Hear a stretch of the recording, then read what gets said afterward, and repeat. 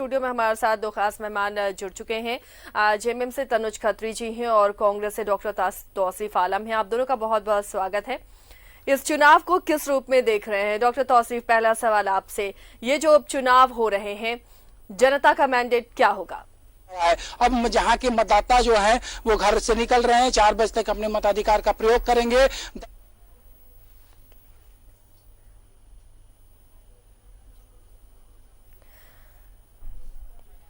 तौसीफ जी के पास पहले चलते हैं। तौसीफ जी, ये जो उपचुनाव हो रहे हैं, वादे और दावे बहुत हो रहे हैं, तमाम पार्टियां अपनी अपनी जीत के दावे कर रही हैं, लेकिन क्या वाकई महागठबंधन की जीत दोनों सीटों पर नजर आ रही है आपको?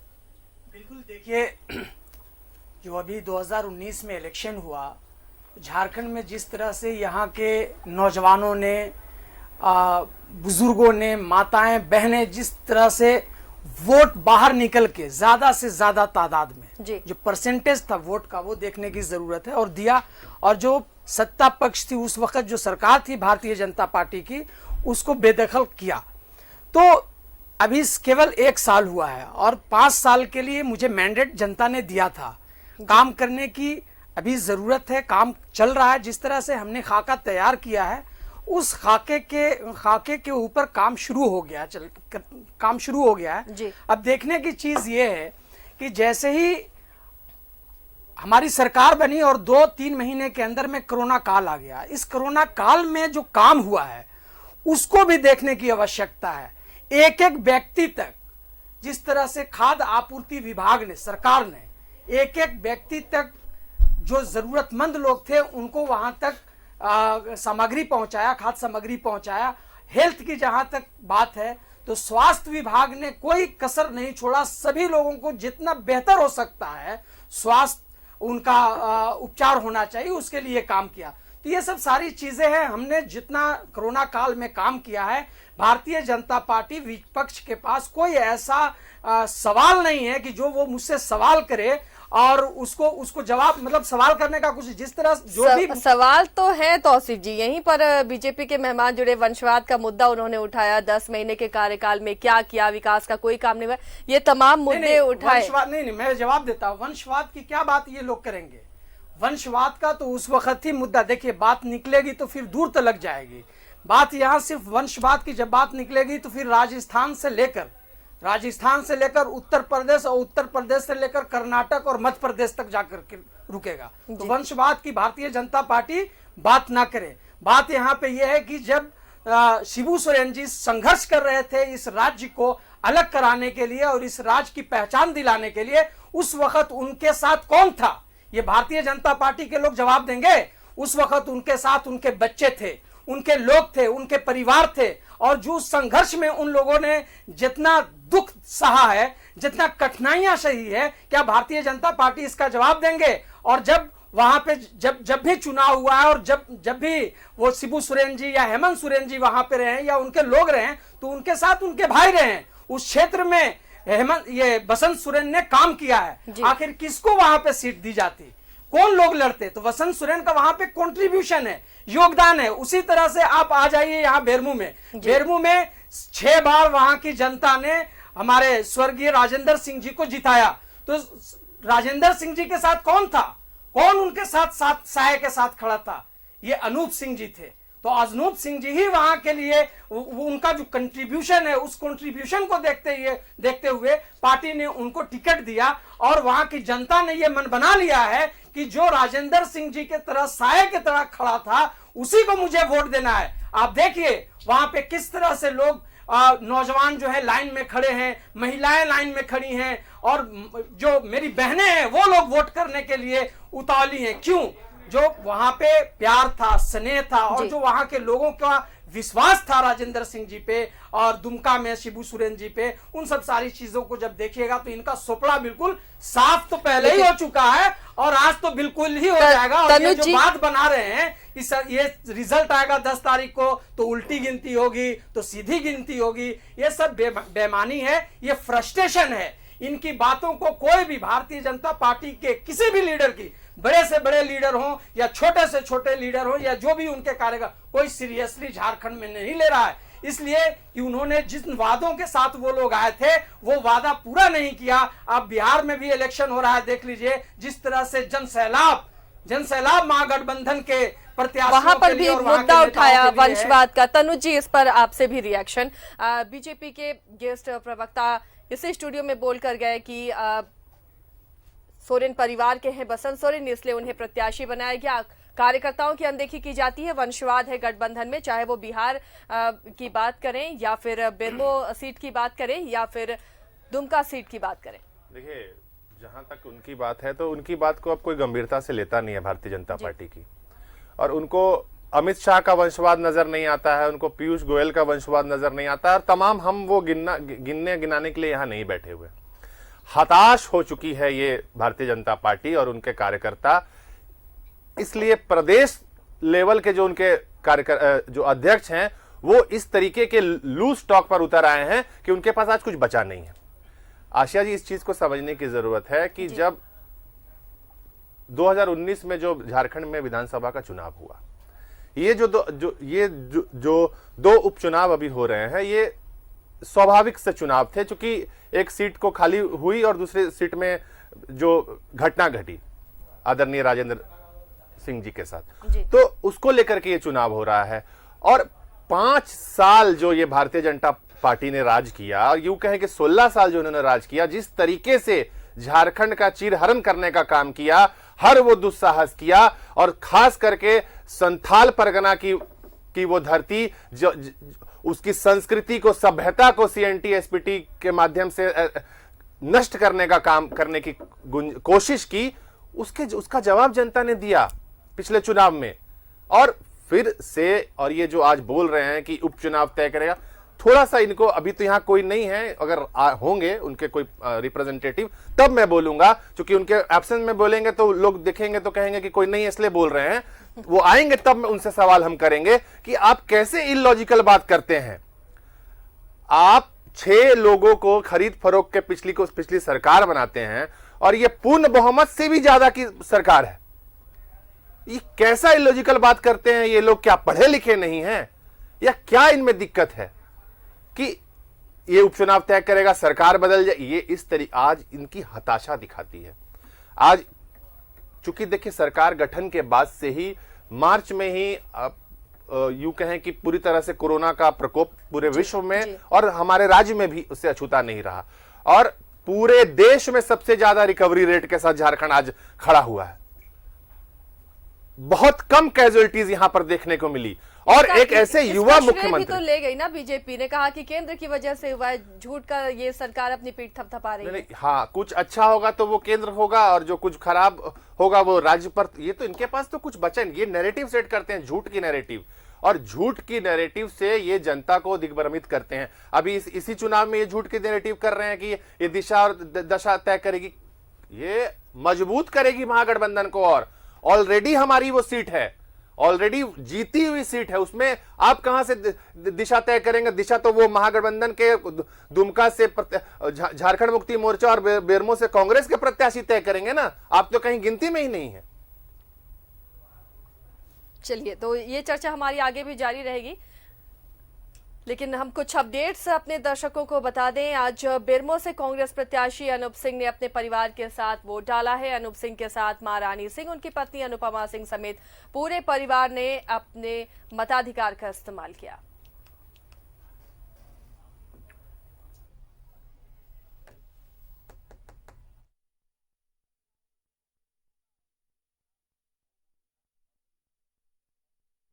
बेरमो से आपको दिखा रहे हैं, बेरमो से प्रत्याशी भी हैं कांग्रेस के अनूप सिंह, और उन्होंने अपने मताधिकार का इस्तेमाल किया। साथ में उनका परिवार भी मौजूद रहा, उनकी पत्नी, उनकी मां भी पहुंची अपने वोट कास्ट करने के लिए, और जीत का दावा एक बार फिर किया है कि बेरमो की जनता अनूप सिंह के साथ है और उन्हें ही बेरमो की जनता जिताएगी। चुनाव के दिन तो जनता अपना आशीर्वाद दे देती है, लेकिन प्रत्याशी का काम होता है चुनाव से पहले जनता का विश्वास जीतना। और हम लोग कई वर्षों से, मेरा परिवार इस विश्वास को जीतते आया है, और तभी शायद जनता ने हमें बार बार जिताने का भी काम किया। मेरे पिता का आशीर्वाद मेरे पर है, और मेरे पिता ने जनता के बीच में जाके निस्वार्थ भाव से उसकी सेवा की है, तो निश्चित तौर पर हम जीतने वाले हैं और भारी मतों से जीतने वाले हैं। एक बात आ रही है कि जो भाजपा के प्रत्याशी यहाँ के कहेंगे। देखिए, मैं समझता हूँ कि जो व्यक्ति 10 साल विधायक रहने का काम किया और 4 बार यहाँ पे चुनाव वो लड़ चुके हैं, ये शायद उनका 5वां चुनाव होगा। जो व्यक्ति 25 साल के दौरान, 20 साल के दौरान बेरमो से इतना प्रेम नहीं कर पाया कि अपनी वोटर सदस्यता को भी वो बेरमो में शिफ्ट करा सके, तो मैं समझता हूँ कि आप खुद समझ सकते हैं कि बेरमो के प्रति उनकी दिलचस्पी कितनी है और बेरमो के प्रति उनका प्यार कितना है। और वो जो बोल रहे हैं कि ट्रांसफ़र न करा पाए, तो मैं समझता हूँ कि जब अपना वोटर सदस्य नहीं ट्रांसफ़र करा पाए तो बाद बाकी जनता का काम क्या होगा उन्होंने उतने साल में। लगातार बाहरी भीतरी की बात कर रहे थे, तो वो तुम खुद यहाँ के वोटर नहीं है। देखिए, बाहरी भीतरी की बात तब होती है जब आदमी हिंदुस्तान से बाहर का रहने वाला होता है। हम हिंदुस्तान के रहने वाले हैं, हम झारखंड के रहने वाले हैं, लेकिन इस तरीके की बातें करके वोटरों को बरगलाना ये बीजेपी की काम होगी। मैं नहीं समझता हूँ कि महागठबंधन की पार्टी ऐसा व्यवहार या ऐसा बयानबाजी हम लोग ने कभी दिया होगा। हाँ, बीजेपी ज़रूर देते आई है, लेकिन आज बेरमो की जनता देख ही रही है कि किस तरह से बाटुल जी ने अपना वोटर जो आधार है वो भी शिफ्ट नहीं करा पाए वो बेरमो में। तो खुद पहली बार मतदान कर रहे, कैसा महसूस हो रहा है? क्या टेंशन है? देखिए, टेंशन कुछ नहीं है। हर वो पल जो मैं आज कर रहा हूँ वो कहीं ना कहीं मेरे को अपने पिता का याद दिला रहा है। और जब प्रत्याशी के रूप में नहीं था तो अपने पिता के साथ रहता था, आज कहीं ना कहीं वो सबसे ज़्यादा याद आ रहा है। प्यार मिल रहा है। हम एक ही इनके लिए बोल सकते हैं कि जो 10 साल जीते वो वोटर से पूछा जाता है कि आप उनको जानते हैं। 100 बात की एक बात बोल रहे, बोलता नहीं। मैं बाटुल जी को नहीं जानती हूँ, देखी भी नहीं हूँ और क्षेत्र में घूमे भी नहीं है।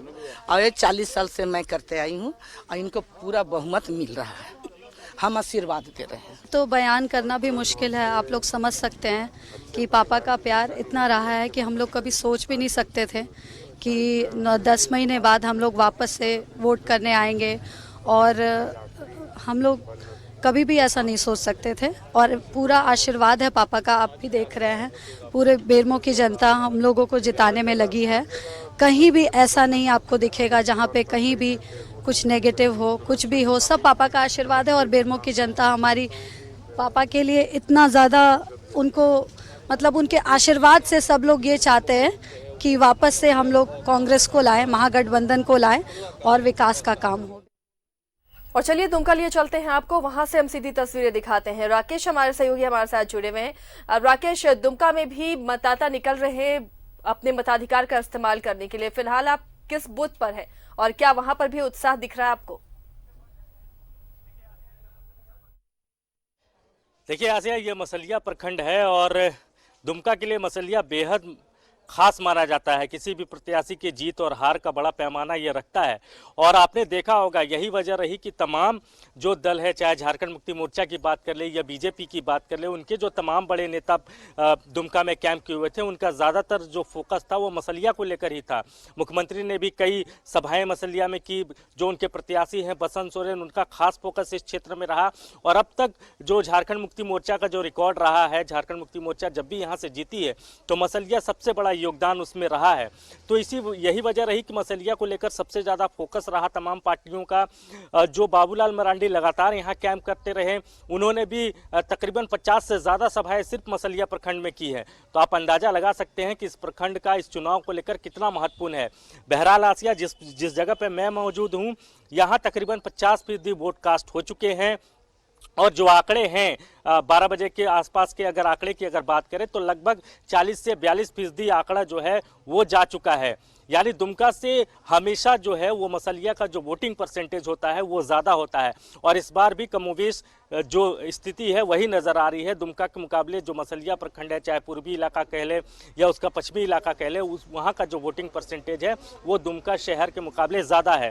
हालांकि आपको बूथ पर बहुत भीड़ भाड़ नहीं नज़र आएगा, लेकिन सुबह के वक्त जब यहाँ मैं मौजूद था आसिया, तो लंबी कतारें थी।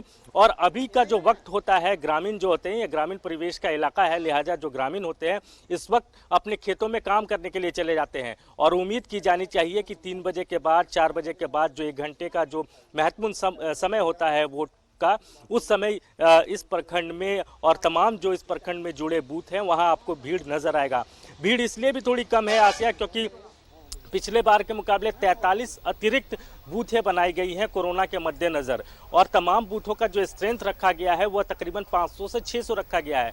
यही वजह है कि आमतौर पर जो ग्रामीण परिवेश में चुनाव के वक्त, वोट के वक्त जो तस्वीर हम अपने चैनल के माध्यम से दिखाते रहे हैं कि बड़ी भीड़ रहती है, बड़ा क्राउड होता है, लंबी कतारें होती है, वो इस चुनाव में नज़र नहीं आ रहा। कोरोना की वजह से कई तरह के प्रोटोकॉल्स अपनाए गए हैं, यही वजह है कि वैसी तस्वीर आपको नज़र नहीं आएगी, लेकिन सुबह के वक्त में वैसी तस्वीर नज़र आ रही थी। उम्मीद की जानी चाहिए कि 3 बजे के बाद जो 50% जो वोटर्स अब तक अपने मताधिकार से वंचित रहे हैं, जो अब तक वोट कास्ट करने के लिए मतदान केंद्र तक नहीं पहुंचे हैं, उनके पहुंचने का सिलसिला जो है वो शुरू होगा आसिया। राकेश, ये माना जाए कि जो राजनीतिक पार्टियां हैं और प्रशासन, चुनाव आयोग, ये सभी के मेहनत का फल है कि इस पैंडेमिक काल में भी लोग बूथों तक पहुंच रहे हैं। ये बहुत बड़ी बात है जब लोग खौफ में अपने घरों में सिमटे हुए हैं, और ऐसे में अगर अपने मताधिकार का इस्तेमाल करने पहुंच रहे हैं तो वो बखूबी जानते हैं अपने इस अधिकार का महत्व। नहीं, देखिए, यही लोकतंत्र की खूबसूरती होती है आसिया। आपको पता है कि आपका एक वोट कितना महत्वपूर्ण है, और उस बात को दुमका के लोग समझ रहे हैं। यही वजह है कि उपचुनाव होते हुए भी दुमका के लोगों के बीच में एक उत्साह है, ज़बरदस्त उत्साह देखने को मिल रहा है। हालांकि शुरुआती दौर में ये उत्साह नज़र नहीं आ रहा था, और उम्मीद की गई थी कि जैसे वोटिंग का वक्त जैसे जैसे नज़दीक आएगा लोगों के बीच में उत्साह नज़र आने लगेगा, और आज चूँकि वोट कास्ट हो रहे हैं तो उत्साह वो नज़र आ रहा है। जहां तक जिला प्रशासन की बात है, जिला प्रशासन लगातार इसको लेकर 1-2 महीने से एक्सरसाइजेस कर रहा था, और उसी का परिणाम है कि आज वोट करने के लिए लोग घरों से निकलकर, बेखौफ घरों से निकलकर मतदान केंद्रों तक पहुंच रहे हैं। तमाम तरह के प्रिकॉशंस मेजर्स किए जा रहे हैं आसिया। मतदान केंद्रों पर उनको पहले सैनिटाइज किया जा रहा है, थर्मल स्क्रीनिंग से वोटरों की जांच की जा रही है, जिनके पास मास्क नहीं है उनको मास्क प्रोवाइड किया जा रहा है, फेस शील्ड दिया जा रहा है, हैंड ग्लव्स दिए जा रहे हैं। तो अपनी सुरक्षा तो है ही, साथ साथ वोटरों की भी सुरक्षा का खास ख्याल रखा जा रहा है, और यही वजह है कि वोटरों में उत्साह है। इस पैंडेमिक के बीच भी वोटर घरों से निकल रहे हैं, अपने मताधिकार का प्रयोग कर रहे हैं, और यही लोकतंत्र को खूबसूरत भी बनाता है आसिया। चलिए राकेश, लौटेंगे आपके पास। इस वक्त हमारे साथ स्टूडियो में मेहमान भी मौजूद हैं, उनका रुख करते हैं। तौसीफ जी, क्या ये जो 10 महीने का कार्यकाल है मौजूदा सरकार का, उसे जनता जज करेगी? बिल्कुल जज करेगी। हमने काम किया है कोरोना काल में, जो मुझे काम करना चाहिए मैंने काम किया है जी। स्वास्थ्य के क्षेत्र में भी किया है, और कोई भूखा न रह जाए उसके लिए भी काम किया है। तो ये जनता देख रही है किसने काम किया है। जब भारतीय जनता पार्टी की सरकार थी, 5 साल की जो सरकार थी, आप देखें कि कितने भूख से लोग मरे, अनाज के बगैर मरे। अनाज रहते हुए भी अनाज सड़ता रहा, लेकिन उन तक नहीं पहुंच सका। लेकिन हमने ऐसा मैकेनिज्म तैयार किया कि हर वो शख्स जो जरूरतमंद है उस तक हमारी सरकार वहां पहुंचा, उसको अनाज मुहैया करा दे। और कहीं पे भी पूरे कोरोना काल में किसी तरह की कोई भी गड़बड़ी नहीं आई, ना ही आपका चैनल दिखाया और ना ही कोई अखबार दिखाया, लिखा। तो ये जनता देख रही है कि हमारा काम करने का जो तौर तरीका है बिल्कुल ही डिफरेंट है, उनसे बिल्कुल ही डिफरेंट। हमें जनता ने चुन करके भेजा है, हम जनता के लिए, ये सरकार जनता के लिए है। 24/7 जो जीते हुए जो लोग हैं गठबंधन के, चाहे वो कांग्रेस के हो, जेएमएम के हो, आरजेडी के, ये वो लोग काम कर रहे हैं, उनके साथ साथ हम लोग भी काम कर रहे हैं, संगठन काम कर रहा है। तो संगठन ने जो काम किया है, सरकार ने जो काम किया है, वो जनता देख रही है, उसी की बदौलत मुझे वोट मिलेगा। रहा सवाल भारतीय जनता पार्टी का, जो जिस तरह से वो लोग धमकियां दे रहे हैं, आपने सवाल किया नहीं लेकिन इसमें मैं ऐड कर रहा हूं, जो धमकियां ये लोग दे रहे हैं, ऑफिसर्स को धमकी दे रहे हैं, जो ये देखिए, इनका तो सबसे पहले तो ये लोकतंत्र पे जरा भी यकीन नहीं है, संविधान पे यकीन नहीं है। संविधान को इन लोगों ने बिल्कुल ताक पे रख करके, जिस तरह से मध्य प्रदेश और कर्नाटक और दूसरे राज्यों में जो इन लोगों ने काम किया है, चुने हुए विधायकों को रिजिग्नेशन दिलवाया, तोड़ा, खरीदा, जो पावर का जो बेजा इस्तेमाल ये लोग कर रहे हैं, केंद्र सरकार जो कर रही है, तो उसी तरह से यहां पे भी ये करना तो चाह रहे हैं, धमकी देना चाह रहे हैं ऑफिसर्स को। वो याद करें, उन ऑफिसर्स को मैं बताना चाहता हूं, आपके टीवी चैनल के माध्यम से मैंने हमेशा ट्वीट देखा, जो 5 साल की जो इनकी सरकार थी, बड़े ऑफिसर्स ऐसे ट्वीट करते थे जैसे वो भारतीय जनता पार्टी के कार्यकर्ता हैं। सुबह से शाम तक रघुवर दास का गुणगान, भारतीय जनता पार्टी का गुणगान करते थे। उसके बावजूद भी हमारी सरकार ने या सीएम ने कभी भी इस तरह की बात नहीं कहा कि ये जो ऑफिसर्स थे ये गुणगान गाते थे भारतीय जनता पार्टी का, ये गुणगान गाते थे सुबह से लेकर शाम तक रघुवर दास का। लेकिन अभी जो ऑफिसर्स काम कर रहे हैं, जो ऑफिसर्स हैं, उनको ये धमकी दे रहे हैं। क्या धमकी दे रहे हो भाई?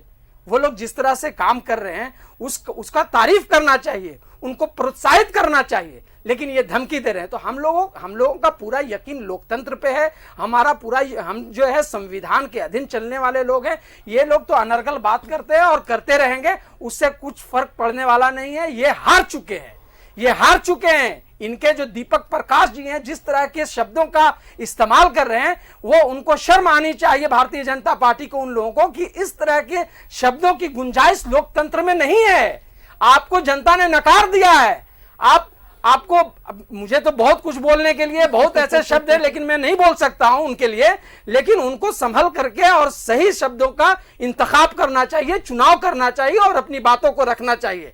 नहीं तो फिर जवाब वो सब इस तरह की बात करेंगे तो उनसे भी ज्यादा बोलने वाले लोग हैं और तरह तरह के शब्दों का इस्तेमाल होने लगेगा। लेकिन हम लोग जो है लोकतंत्र पे यकीन रखने वाले लोग हैं, जो हमारा सिस्टम है उस पे यकीन रखने वाले लोग हैं, और सबसे ज्यादा जो यकीन है वो झारखंड की जनता पे है। झारखंड की जनता आज ये तय कर देगी कि दोनों विधानसभा में गठबंधन के जो उम्मीदवार हैं उसको भारी मतों से विजय बनाएगी, और इनका मुंह जो है 10 तारीख को शायद पता नहीं वो उजला होगा तो काला होगा, और काला होगा तो पीला होगा और नीला होगा। चलिए तनुज जी, दुमका की बात कर लेते हैं। दुमका, जिस तरह भी तौसीफ जी ने कहा कि जो पेंडेमिक काल था, जो कोविड का पीरियड था, उस दौरान उस पर ही सरकार ने काम किया है, लेकिन बीजेपी मुद्दा उठा रही विकास का। 10 महीनों के कार्यकाल में विकास के क्या काम किया, और जिस तरह दुमका सीट पर फोकस किया विपक्ष ने, 3 पूर्व मुख्यमंत्री मैदान में डटे रहे, चुनाव प्रचार में डटे रहे, सांसद, पूर्व मंत्री, कई लोग पहुंचे वहां पर चुनाव प्रचार के लिए। क्या दुमका में नहीं लगता ये टफ फाइट है?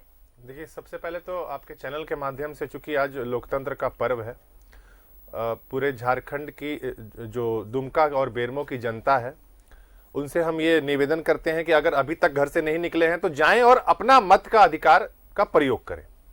और रही बात आपके सवाल की, तो आपको याद होगा अभी कुछ ज्यादा दिन नहीं हुआ है, प्रधानमंत्री भी आए थे दुमका जी, और बरहेट भी गए थे। क्या हुआ वहां पे? कुछ असर पड़ा? और विकास की बात कौन कर रहा है? विकास की बात भारतीय जनता पार्टी कर रही है, जिसने पिछले 6 साल में, पिछले 5 साल में केंद्र से जो शासन किया, पूरे देश को बेचने का काम किया। और परत दर परत हम इसी चैनल पर आपके सामने बैठकर चर्चा करते रह गए। किसी दिन एयर इंडिया बिका तो दूसरे सप्ताह LIC बिका, और उससे पहले रेलवे की डील हो गई, एयरपोर्ट बिक गया। तो विकास की बात कौन कर रहा है? जी हां, झारखंड में इस 10 महीने में विकास हुआ है। कैसे हुआ है वो मैं बता सकता हूं। सत्ता मिलते ही पहले तो खजाना खाली था, खाली होने के साथ साथ उसमें कितना भ्रष्टाचार था या भ्रष्टाचार है अभी भी वर्तमान में उस खजाने में, इसकी कोई सीमा नहीं थी। और यूं कहें कि विधानसभा का सत्र चलते चलते ही कोविड के लिए अनाउंसमेंट हो गए पूरे देश में, और सर्वप्रथम झारखंड ने भी, माननीय मुख्यमंत्री हेमंत सोरेन जी ने भी अपनी दूरदर्शिता से उसके लिए फैसला लिया, स्कूल और कॉलेजेस को तत्काल जो है बंद करने का आदेश दिया, ताकि जो कोविड का जो रिएक्शन था वो ज्यादा बढ़े नहीं। उसके बाद ये लोग उस पर भी एक भी भारतीय जनता पार्टी का नेता चाहे कार्यकर्ता कहीं नहीं दिखा आपको। मुख्यमंत्री जाते थे रेलवे स्टेशन मजदूरों को लेने, छात्रों को लेने, दीदी किचन के माध्यम से लाखों लोगों को 3 पूरे झारखंड के लोगों को खाना खिलाया गया।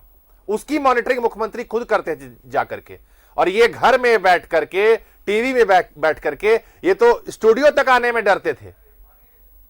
तो ठीक है, परहेज जरूरी है बीमारी से जी, लेकिन उस बीमारी के से उसको बहाना दे करके काम नहीं करना और घर में झूठ मूठ का ढोंग रचना कि हम उपवास कर रहे हैं।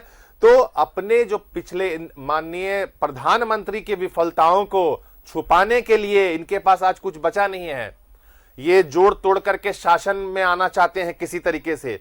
जनता पर इनका, ये जानते हैं कि जनता इन्हें स्वीकार नहीं करती है। अब जनता इन्हें देखना पसंद नहीं करती है।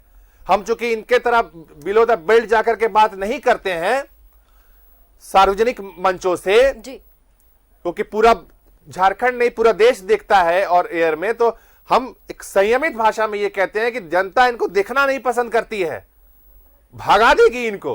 और चलिए, भगाने के साथ साथ वेट दोनों कर लेते दुमका हैं। और जी, बेरमो की जनता आज इनको जवाब 10 देगी। तारीख तक का वेट कर लेते हैं। बिल्कुल। चलिए, कुछ खबरों से अपडेट भी करा दें अपने दर्शकों को।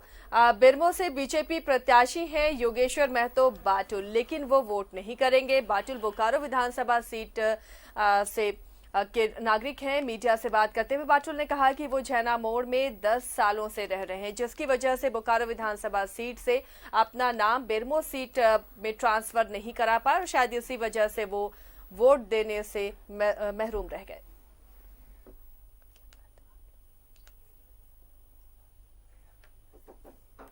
को नकार करके, विकास को नकार करके, विकास के रुकावट को नकार करके और विकास के नाम पर, अमन चैन और शांति के नाम पर वोट कर रहे हैं। एक चीज बताइए, जैसे आप यहाँ के वोटर नहीं हैं। देखिए, उनको पता नहीं है, मैं एक तो विस्थापित हूँ और मैं विस्थापित होने के नाते पुनर्वास क्षेत्र बांधगोड़ा में भी मेरा घर है।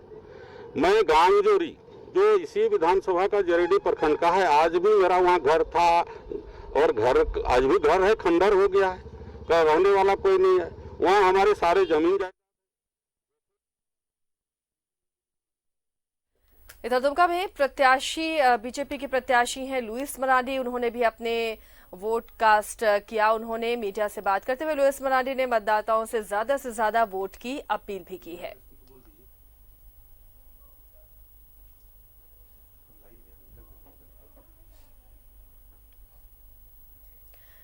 ये तस्वीरें आप देख रहे हैं बीजेपी की प्रत्याशी दुमका से लुइस मरांडी पूर्व मंत्री भी रह चुकी हैं, पूर्व विधायक भी इस सीट से, और इन्होंने भी अपने मताधिकार का इस्तेमाल किया, वोट करने ये पहुंची और लोगों से भी अपील की है कि वो घरों से निकलें और अपने मताधिकार का इस्तेमाल करें।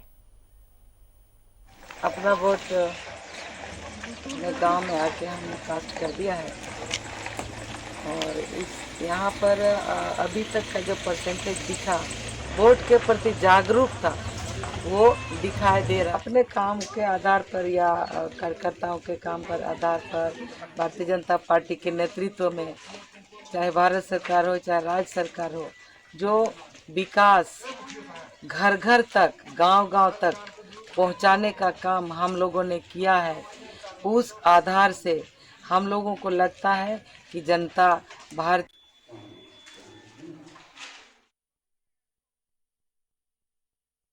और इस वक्त एक बड़ी खबर आपको बता दें, बीजेपी प्रत्याशी को प्रशासन ने रोका है। बेरमो से बीजेपी प्रत्याशी हैं बाटुल और उन्होंने बूथ पर जाने की कोशिश की, बूथ नंबर 117 पर, जहां प्रशासन ने उन्हें जाने से रोका है और इसी दौरान योगेश्वर महतो बाटुल और प्रशासन के बीच नोकझोंक भी हुई है।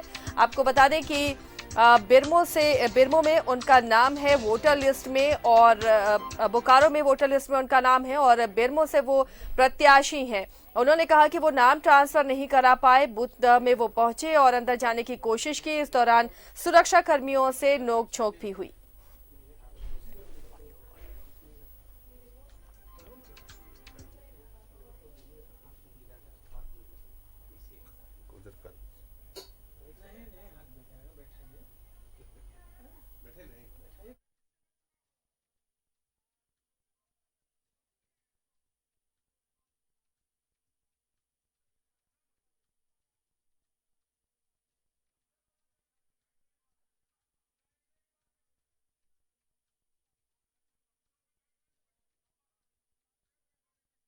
दुमका में जेएमएम प्रत्याशी बसंत सोरेन मतदान केंद्रों का दौरा करते हुए नजर आए। बसंत सोरेन से खास बातचीत की, सहयोग किया अनूप सोनू ने।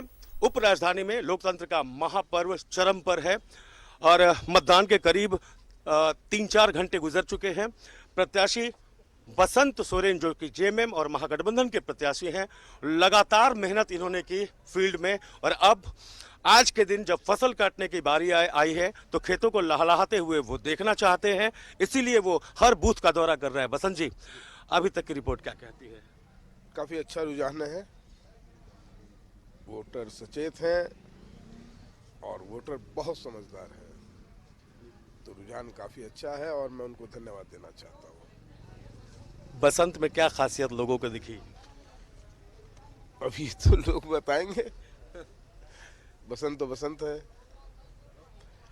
अब खासियत उनको देखनी है। मुझे तो बस जो काम करना था मैं उनके बीच हूँ और किया ही है। बसंत बाहर लाएगा दुमका में? उम्मीद है, आशा है कि बड़ा उम्मीद से उन लोगों ने मुझसे उम्मीद जोड़ी है, तो ना उम्मीद नहीं होने दूंगा। दादा, लेकिन विपक्ष की तरफ से लगातार कैंपेनिंग की गई, बहुत सारे नेता उतरे, 3 पूर्व मुख्यमंत्री उतरे और एक तरफ बसंत सोरेन और उनके भाई जिसको नाम दिया लोगों ने, मैंने देखा कई सभाओं को देखा, वहाँ पर लोगों ने सिद्धू कानू का नारा दिया।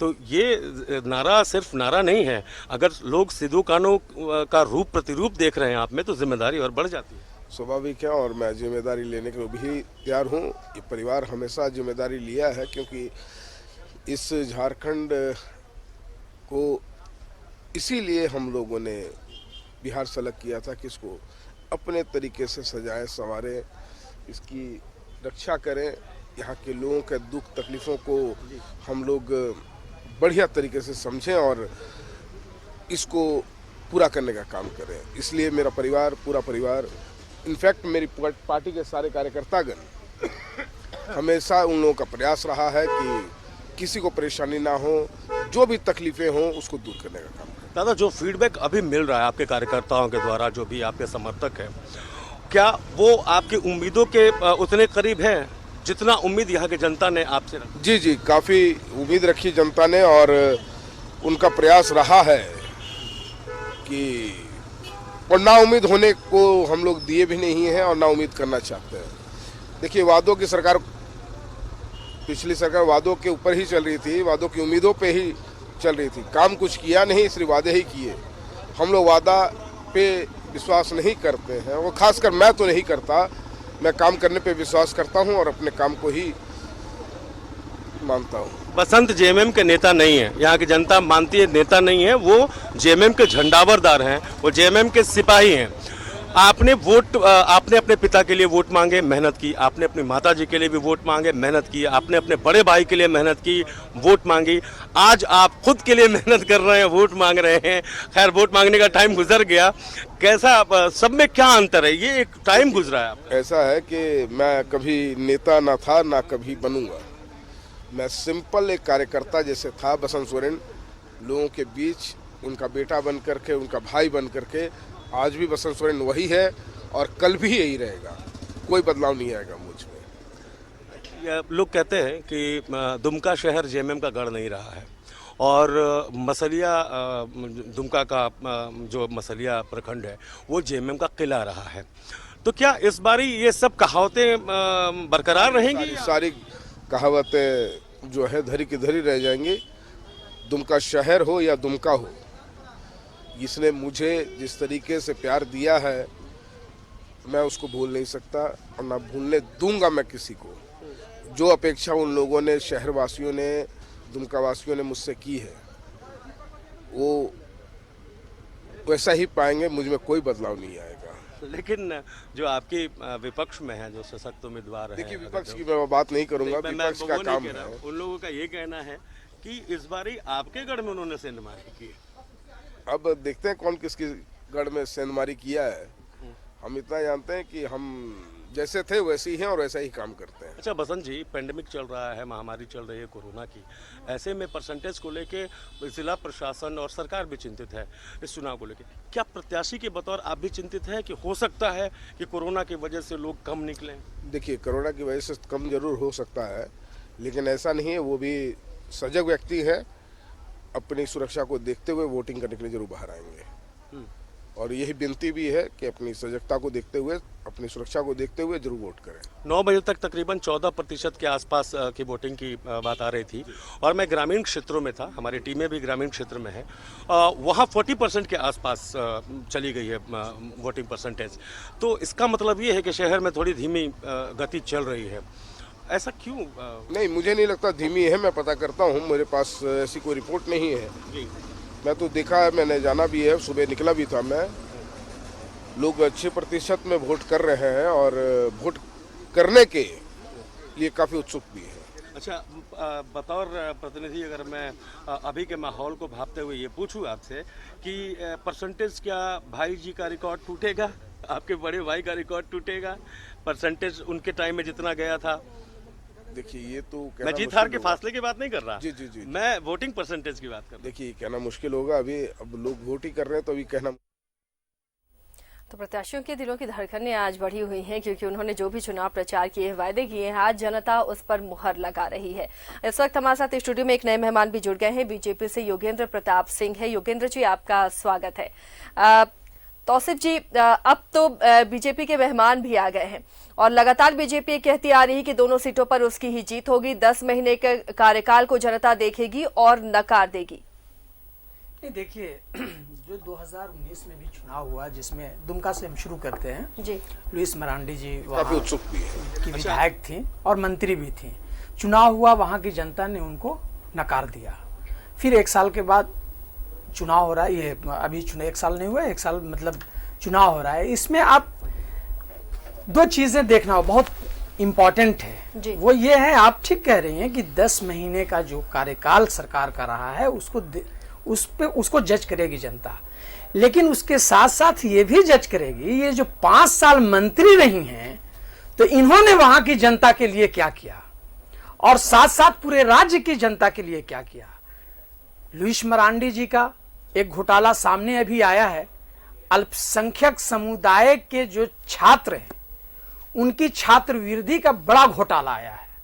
तो वो पैसा मिला था उनको पढ़ने पढ़ाने के लिए, ना कि इनके कार्यकर्ता और इनके सहयोगियों को घोटाला करने के लिए। तो वहां की जनता जो है ये देख रही है कि ये लुइस मरांडी जी के नेतृत्व में ये घोटाला हुआ है। तो वो लोग, ऐसा लगता है कि शायद इनको आइडिया हो गया था वहां की जनता को, इसीलिए 2019 में इनको नकार दिया था और फिर पुनः इनको भारतीय जनता पार्टी ने वहां से कैंडिडेट बनाया है। तो इस बार तो और ज्यादा मतों से इनको नकारेगा। योगेंद्र जी, आपसे इसका जवाब लेंगे।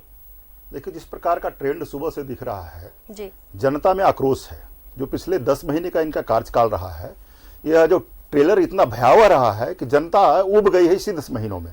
आप देखिएगा, जैसे सरकार बनी, उग्रवादी घटनाएं, आपराधिक घटनाएं जिस प्रकार से तेजी से बढ़ी, इस प्रदेश में 1200 से ऊपर महिलाओं और बच्चियों का बलात्कार हुआ। और तो और छोड़ दीजिए, जिस विधानसभा क्षेत्र में अभी चुनाव हो रहे हैं दुमका में, उस विधानसभा क्षेत्र में भी एक बच्ची के साथ बलात्कार करके उसकी हत्या कर दी जाती है। उसके 1 सप्ताह पहले मुख्यमंत्री जिस क्षेत्र से विधानसभा चुनाव अभी जीते हुए बरहेट से, वहां पर भी इस प्रकार की घटनाएं होती हैं। तो जिस प्रकार से झूठे वादे के आधार पर इस यूपीए ने जो सरकार बनाई थी, वो जनता अब देख चुकी है कि खुली आंखों से कि ये एक भी वादा ये पूरा नहीं किए हैं।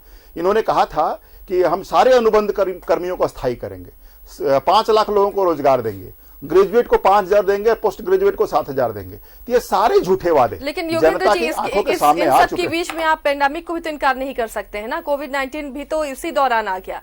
देखिए, कोविड-19 से हम इनकार नहीं कर सकते हैं, लेकिन वही प्रशासन, वही शासन व्यवस्था, वही पुलिसकर्मी के रहते हुए जब रघुवर दास के सरकार में उग्रवादी बिलों के अंदर घुस गए थे, अपने मान में घुस गए थे, और वही उग्रवादी जो है इन 10 महीनों में एकदम सर चढ़ करके बोल रहे हैं, वही अपराधी इन 10 महीनों में सर चढ़कर बोल रहे हैं। लॉ एंड ऑर्डर पर सत्ता पक्ष को जवाब देना होगा, ये जवाब भी हम लेंगे। योगेंद्र जी, ये जवाब हम लेंगे, लेकिन फिलहाल एक तस्वीरें अपने दर्शकों को हम दिखाते हैं। बेरमो से प्रत्याशी हैं बीजेपी के योगेंद्र महतो बाटुल, और वो मतदान के लिए पहुंचे किसी बूथ पर और वहां पर नोकझोंक हुई है सुरक्षा कर्मियों के साथ, क्योंकि बोकारो में इनके मतदाता सूची में नाम है और बेरमो ये बूथ नंबर 117 पर पहुंचे थे। और ये तस्वीरें देखिए हम दिखा रहे हैं, यहाँ पर सुरक्षा कर्मियों से उलझते हुए नजर आए बातें।